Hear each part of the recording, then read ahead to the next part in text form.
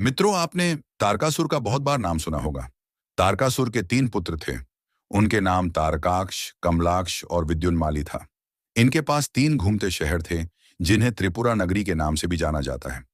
कहा जाता है कि सभी देवता इनका वध करने में सक्षम नहीं थे, और फिर भगवान शिव ने अपने एक ही बाण से त्रिपुरा नगरी को जलाकर भस्म कर दिया था, और त्रिपुरारी नाम से प्रसिद्ध हो गए। इसका उल्लेख शिव पुराण में मिलता है, जहां यह बताया गया कि आखिर वह कौन सा कारण था जिसकी वजह से भोलेनाथ को त्रिपुरारी कहा जाने लगा, और क्यों भगवान शिव ने अपने एक ही बाण से त्रिपुरा नगरी को जलाकर भस्म कर दिया था। मित्रों, आज के हमारे इस वीडियो में चलिए जानते हैं कि कौन था त्रिपुरासुर, और वह आखिर कैसे इतना शक्तिशाली हो गया कि कोई भी उसका वध नहीं कर पा रहा था। क्या है इसके पीछे की संपूर्ण कहानी, आइए जानते हैं। महाभारत के कर्ण पर्व में त्रिपुरासुर के वध की कथा बड़े विस्तार से मिलती है। भगवान कार्तिकेय द्वारा तारकासुर का वध करने के बाद उसके 3 पुत्रों ने देवताओं से बदला लेने का प्रण कर लिया। 3 पुत्र तपस्या करने के लिए जंगल में चले गए और हजारों वर्ष तक अत्यंत दुष्कर तप करके ब्रह्मा जी को प्रसन्न किया।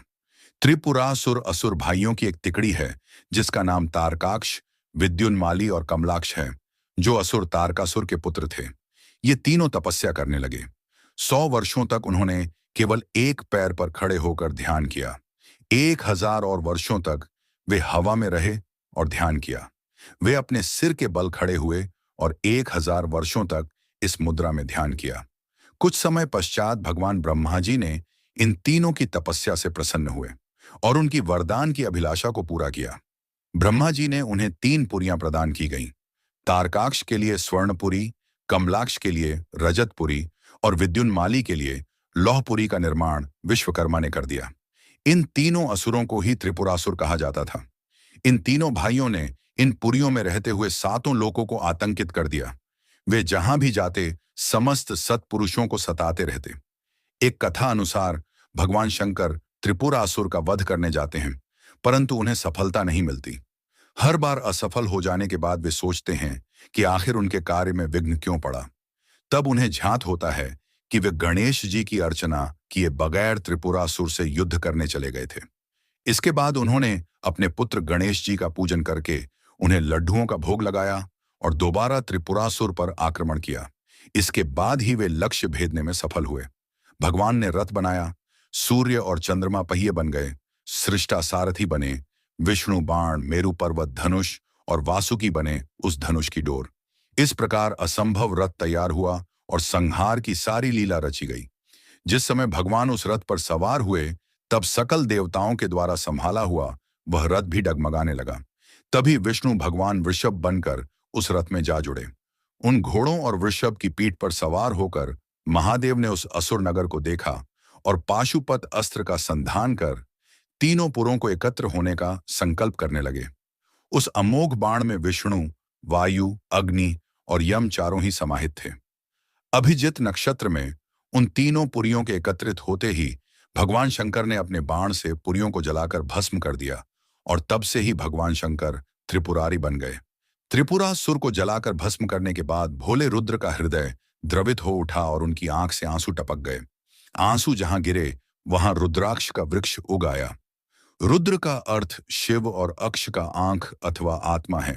एक दूसरी कहानी के अनुसार त्रिपुरासुर असुर भाइयों की एक तिकड़ी है, जिसका नाम तारकाक्ष, विद्युन्माली और कमलाक्ष है, जो असुर तारकासुर के पुत्र थे।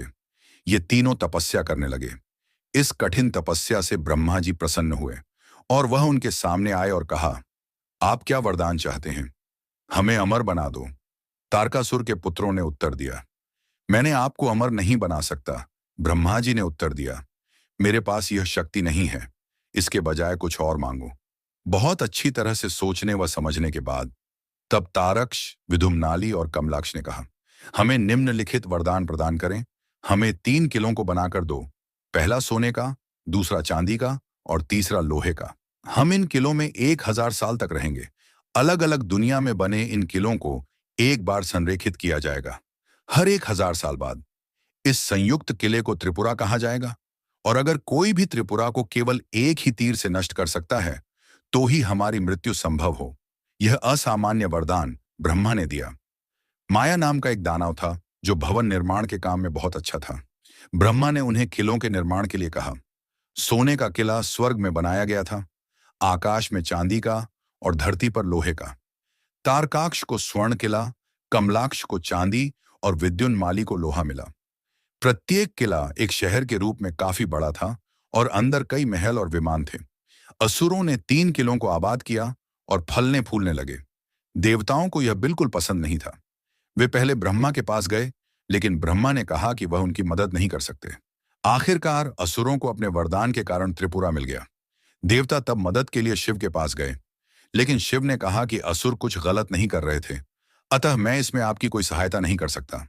फिर सभी देवता गढ़ आगे विष्णु जी के पास गए, जिन्होंने सुझाव दिया कि यदि समस्या यह है कि असुर कुछ भी गलत नहीं कर रहे थे, तो समाधान उन्हें पापी बनने के लिए राजी करना था। अपनी शक्तियों में से विष्णु ने एक व्यक्ति का निर्माण किया।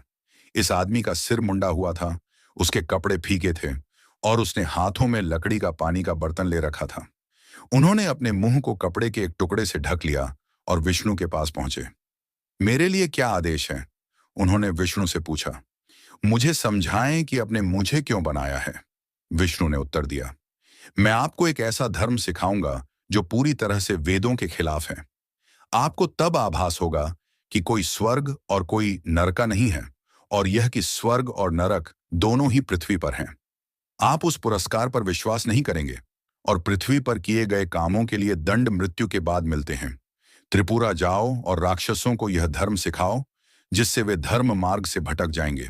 तब हम त्रिपुरा के बारे में कुछ करेंगे। जैसा कहा गया था वैसा ही किया जा रहा था। वह और उसके 4 शिष्य त्रिपुरा के पास एक जंगल में गए और उपदेश देने लगे। उन्हें विष्णु ने स्वयं प्रशिक्षित किया था, इसलिए उनकी शिक्षाएं दृढ़ थीं और उनके पास कई धर्मांतरित थे। यहां तक कि अर्षि नारद भी भ्रमित हो गए और परिवर्तित हो गए। वास्तव में यह नारद ही थे जिन्होंने राजा विद्यामाली को इस अद्भुत नए धर्म की खबर दी।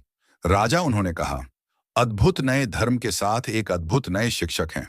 मैंने पहले कभी नहीं सुना। मुझे परिवर्तित किया गया है। चूंकि महान ऋषि नारद परिवर्तित हो गए थे, इसलिए विद्युन्माली ने भी नए धर्म को स्वीकार किया और कुछ ही समय में तारकश और कमलाक्ष भी। असुरों ने वेदों का सम्मान करना छोड़ दिया। उन्होंने शिवलिंग की पूजा करना बंद कर दिया। अब देवता फिर शिव के पास गए और उनसे प्रार्थना करने लगे। जब शिव प्रकट हुए तो उन्होंने उन्हें बताया कि असुर अब दुष्ट हो गए हैं और उन्हें नष्ट कर देना चाहिए। उन्होंने शिव की लिंग की पूजा करना भी बंद कर दिया था। शिव त्रिपुरा को नष्ट करने के लिए सहमत हो गए। विश्वकर्मा देवताओं के वास्तुकार थे। शिव ने विश्वकर्मा को बुलाया और उनसे एक उपयुक्त रथ, धनुष और बाण बनाने को कहा। रथ पूरी तरह से सोने से बना था। ब्रह्मा स्वयं सारथी बने और रथ तेजी से त्रिपुरा की ओर बढ़ा और सभी देवताओं ने शिव के साथ विभिन्न हथियारों के साथ गए।